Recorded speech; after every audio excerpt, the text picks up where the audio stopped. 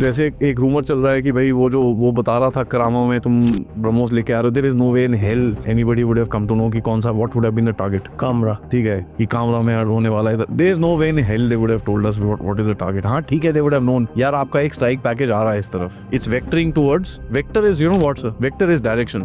Pilot lingo के अंदर जब आप टेक ऑफ करते हो कुछ करते हो, वेक्टर 350 स्पीड 09 और speed 0.85, what that means is vector your aircraft to 090 direction on the compass at speed 0.85 mark, ठीक है, एंड एक्नॉलेज। तो पायलट रिपीट करेगा दिस आर वेक्टर्स। अब वो बोल रहा होगा कि भाई साहब one of your strike package is coming vectoring so and so, मतलब showcasing compass reading 110 at this height, please stop. Now this is basic, any freaking radar can pick it up, that's not much of a challenge.